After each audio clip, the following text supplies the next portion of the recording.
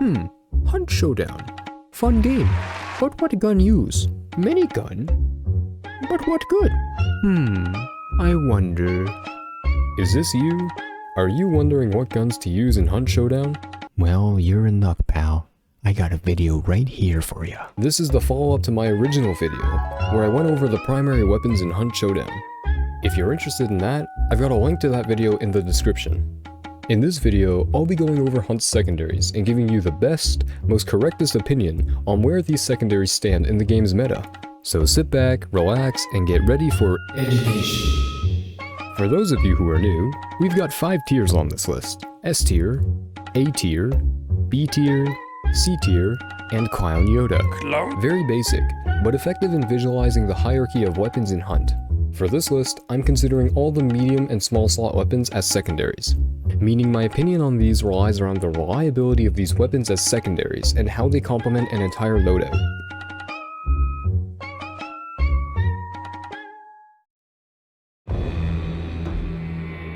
朋友是一个坚韧不拔的纪录片，在香港这座城市的设置。主演钱德勒、罗斯、福波斯伊、瑞秋、莫妮卡和一些其他他妈的演员。Kill 1. Kill 2.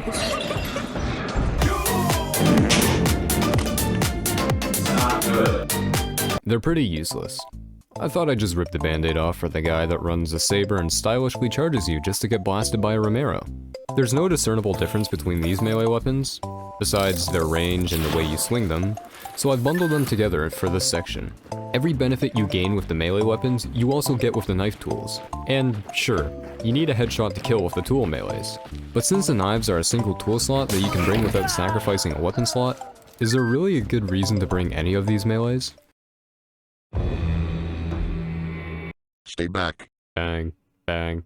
Leave me alone. I'm gonna get ya. Bang. I'm gonna get ya. Please. If only you had any other Bang. secondary in the game, any other weapon, you wouldn't be in this current predicament you find yourself in. Bang. But you are in this I have a current family. predicament because you don't have any other weapon in the Bang. game. And now I'm gonna get ya.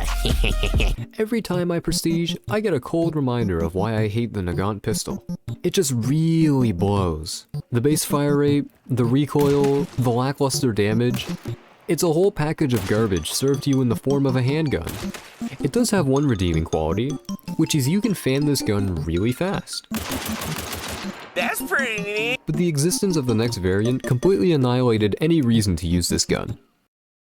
The Nagant Silencer is just nice to have around. The utility it brings in a single weapon slot is unparalleled. Sound traps and ads become a minor inconvenience when you bring the Nagant Silencer along with you. And sure, the damage is even less than the normal Nagant pistol. But with the fanning trait, this pistol becomes an extremely effective plan B or a finishing weapon in gunfights. And, to top it all off, it's only 53 Hunt dollars. You really can't go wrong with this pistol. While I still don't think these weapons are great, I thought I'd bump them up to a C tier because there is a notable difference to these versions. The addition of the stock and sight changes this weapon from being a useless starter weapon to a budget pocket head popper. And it does that pretty well. But at the end of the day, if you're not hitting heads, you're better off... deads? Let's move on. Hit him. Killed him.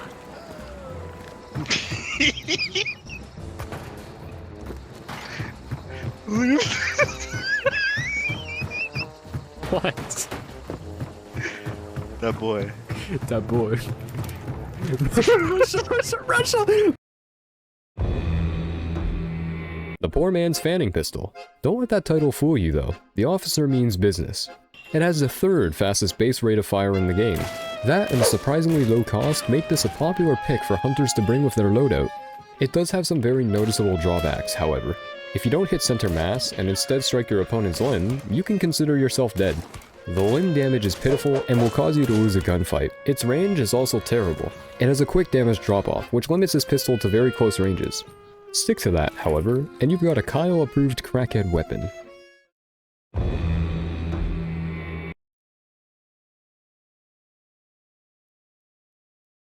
It's okay. The body shot damage is but for some reason, this thing feels like a headshot machine. Maybe it's the fact that for most engagements, you need a headshot to come out on top. But I don't know, man, it just handles really nicely. It's really the polar opposite of the Nagant pistol. Low recoil, decent rate of fire, and cheap too. Really can't be too upset with this. If you're not running the chain pistol with fanning, you're using this pistol because you never want to have to reload again.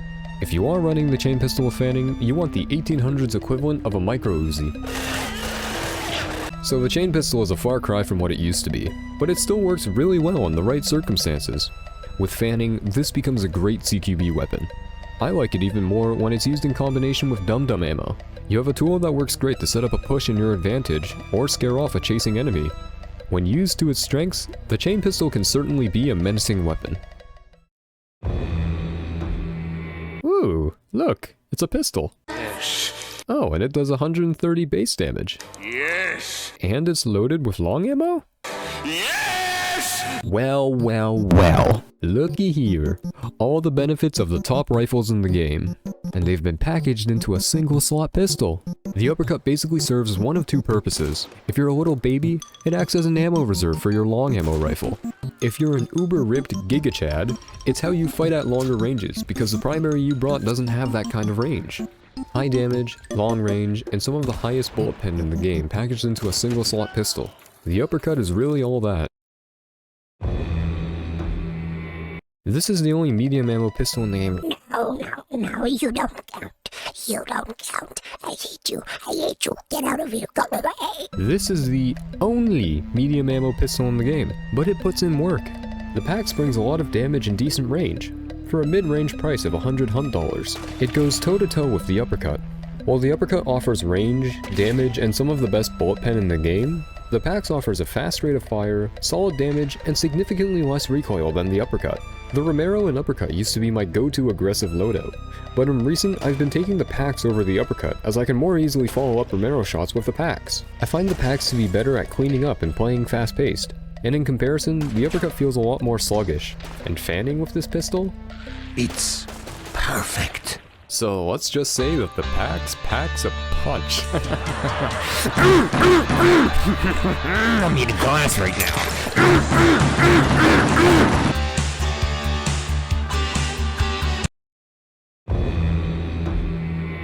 The LeMat has replaced the hole in my heart that the nerfed chain pistol gave me. It used to be pretty unremarkable, which is funny because I'd say it's the most unique pistol in the game. I mean, it's a shotgun and a pistol. Isn't that nifty? It do pew pew and bang bang. But after being a pretty meh weapon for a while, they buffed its fanning fire rate and...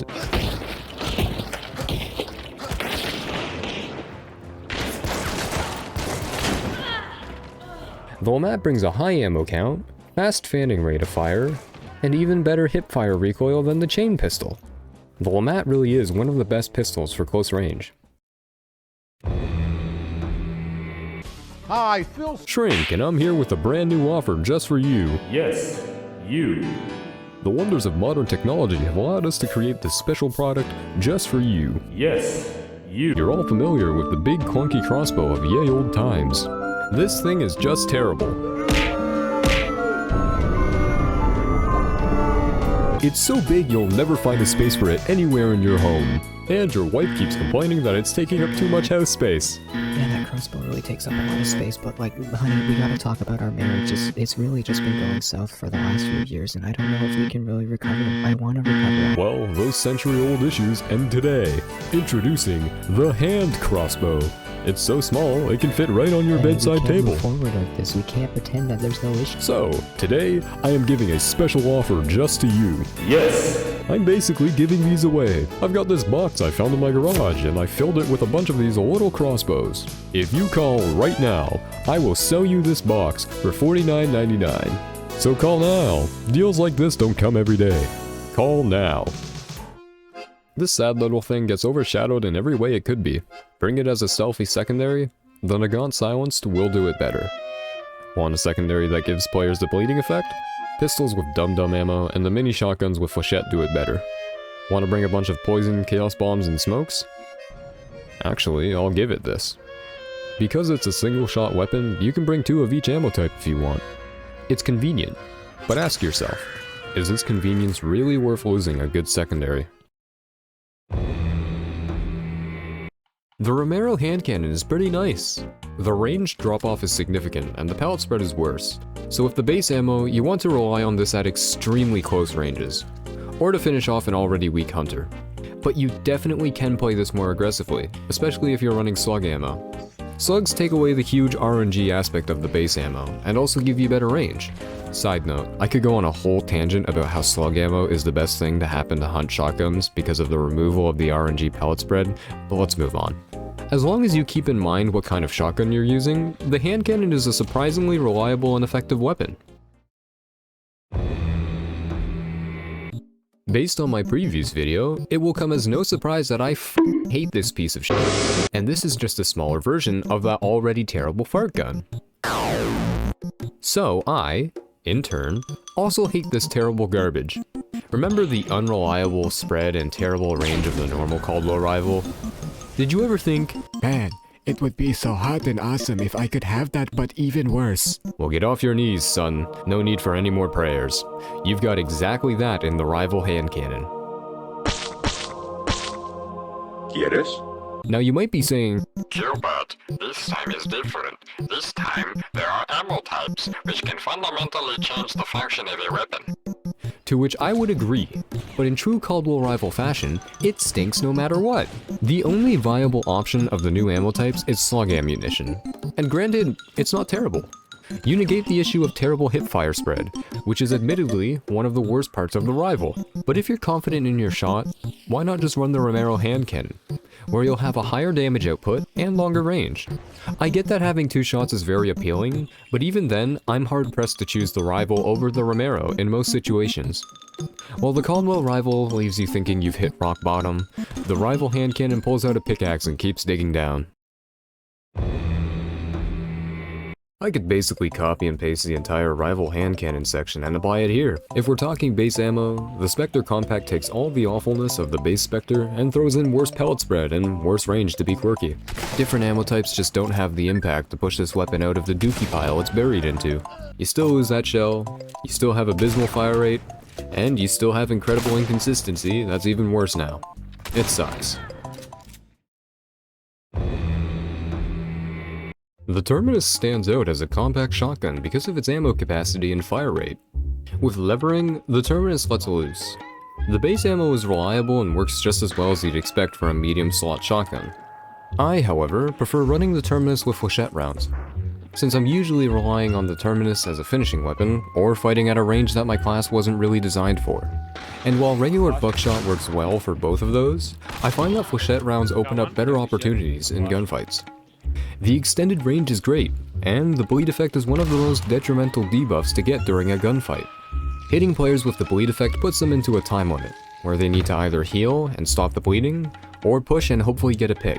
This is usually done while panicking, and puts players into an uncomfortable position. 7 out of 10 players will completely fold when their health is lowered and they start bleeding, which is what I love about this shotgun with this ammo. Quickly peeking, tagging the enemy, and stepping back is one of the slimiest things I do in this game. A wedge. I am bleeding. But it's really effective, and I suggest trying it out sometime. Sure, it feels like you're absolutely hammered while trying to aim this. Hey, me bottle is scrumpy. But spend some time getting used to it, and you have yourself a solid weapon that offers a lot in a small package. On its own, it's a decent head popper like the Nagant Precision, but adding in the Iron Repeater perk and the Levering perk makes this a head-popping SMG. It performs well at medium ranges with a well-placed headshot, but also in close range when levering, and while the damage leaves a lot to be desired, the fast rate of fire for both aiming down sights and levering allows you to get in the shots you need to come out on top in a gunfight. The Vandal can really be the weapon that brings the versatility you need to survive in the bayou. Meme gun. That's it. You can pop explosive ammo into this thing and make the enemy feel like they're being bombarded by mortar fire. Oh, cool. Oh, cooler.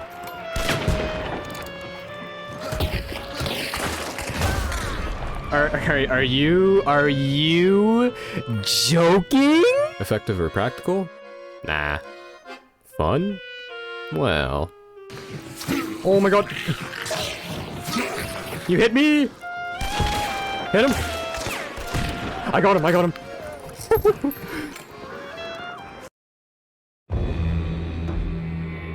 I'm gonna be honest. I don't think I've ever taken the Mosin-Nagant Obrez over the Uppercut. To use the Obrez in combination with a large slot weapon, you need to invest in Quartermaster. And to keep up a solid fire rate, you want Iron Sharpshooter. And if you want to save that bullet, you get Bullet Grubber. And sure, Bullet Grubber is really optional. You can use the weapon without it, even if saving that ammo is extremely useful. But a 9-point perk investment on a 2-slot secondary weapon that has better range, faster ADS rate of fire, and slightly better damage than a single-slot pistol, that's a pretty hard sell. It's okay, but the requirements to make this weapon efficient versus a weapon that can function at its best with 0 perk investment and in a single slot definitely make it a less appealing choice for loadouts. The Bornheim isn't terrible, it's just also not really good. Its biggest positive is the fact that it's a semi-auto pistol with a fast rate of fire, but the fast rate of fire pales in comparison to other pistols with fanning and higher or equal ammo counts. The main thing saving the Bornheim from being in a C tier is that you don't need to invest in perks for this weapon to function at its best. And while that's pretty convenient, the exact same thing is accomplished even better by the... I see a world on fire. There's someone in the distance. Wait, that's not someone. That's the Dolch 96. And he's yelling at me. He's coming to bully me. I'm coming to bully you. I've already been bullied my whole existence. I don't need any more of this. No, bully you. I'm gonna call you funny little names. What the f... Oh, jeez. Fuck, it's just a dream. Okay. Okay, it's just a dream. I'm gonna go back to bed. Okay. The Dolch 96 is strong. Really strong. Fast fire rate, high damage, and high ammo capacity. All ready to go without the need of pesky perks. And in a convenient small weapon slot. If you've spent any time on the Hunt Showdown Reddit, first, I'd like to say sorry. Secondly, you've probably seen a post or two referencing the Dolch for one reason or another. The Dolch has infamy status in the Hunt Showdown community, and for good reason. Up until recently, if you asked me how I felt about the Dolch, I would tell you that it's straight up busted. Prior to update 1.6, the Dolch could perform well in almost any range. Its recoil was inconvenient at first, but took little time to get used to and compensate for. It also boasted 110 damage in a semi-automatic pistol. To give you some perspective on just how strong the Dolch was, I'm listing the positives and negatives of the Uppercut on screen. You've got some nice benefits, but some significant trade-offs that will hinder you in certain situations. Now here's the positives and negatives of the Dolch. So as you can see, there is very little hindering the Dolch. Its ammo is more scarce than common ammo, sure. But since the custom ammo update, special ammo spawns in these large crates more frequently, rather than these tiny, obscure boxes. And when the Dolch kills in an average of 2 shots, with 20 total ammo, running out of ammo is pretty rare, unless you've got really bad aim. But update 1.6 has shaken up the Dolch, by giving it 3 nerfs that definitely hinder the weapon. The first nerf being the increase in reload time for the weapon. The second being a damage reduction, bringing the Dolch down from 110 damage to 97. And finally, the weapon sway and recoil. If you're firing at the max rate of fire with the Dolch, your recoil will look like this.